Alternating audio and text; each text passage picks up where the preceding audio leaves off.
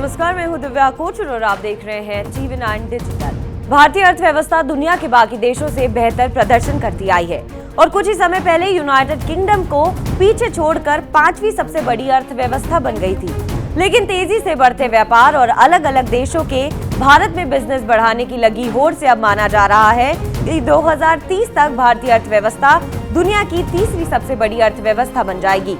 S&P global और Morgan Stanley की research के अनुसार भारत की एवरेज जीडीपी ग्रोथ 2030 तक 6.3% रहेगी और इस रफ्तार से बढ़ती रही तो जल्द ही जापान और जर्मनी को पीछे छोड़ देगी। मॉर्गन स्टैनली के द्वारा जारी की गई रिपोर्ट में बताया गया है कि भारत में मैन्युफैक्चरिंग सेक्टर में इन्वेस्टमेंट, एनर्जी ट्रांजिशन और एडवांस डिजिटल सेटअप भारत को इकोनॉमिक बूम के लिए सबसे उपयुक्त देश है। इस रिपोर्ट में आगे ये भी कहा गया है कि इन तीनों फैक्टर्स के कारण इस सदी के अंत तक भारत तीसरी सबसे बड़ी अर्थव्यवस्था और सबसे बड़ा स्टॉक मार्केट बन जाएगा।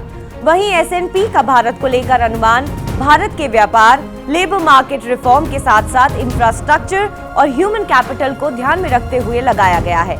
S&P के विशेषज्ञों की माने तो भारत सरकार द्वारा शुरू की गई PLIS यानी प्रोडक्शन लिंक्ड इंसेंटिव स्कीम से न सिर्फ घरेलू इन्वेस्टर्स को बल्कि विदेशी इन्वेस्टर्स को भी लुभा रही है।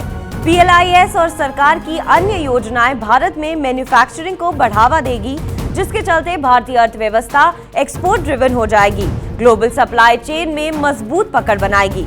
हालांकि भारतीय अर्थव्यवस्था के सामने कुछ संकट भी हैं। इनमें सबसे ऊपर दुनिया भर में दस्तक दे चुकी आर्थिक मंदी है और क्योंकि भारत काफी हद तक व्यापार पर निर्भर है तो ये मंदी भारतीय अर्थव्यवस्था पर भी असर डाल सकती है। विशेषज्ञों की माने तो भारत का ग्रोथ रेट कोविड लेवल से ऊपर है, लेकिन दुनिया के बाकी देशों में आए इकोनॉमिक स्लोडाउन का असर भारत पर भी पड़ सकता है। बहरहाल आपको हमारी खबर कैसी लगी कमेंट सेक्शन पर जरूर बताएं। देश और विदेश की तमाम बड़ी खबरों के लिए आप देखते रहिए TV9 डिजिटल।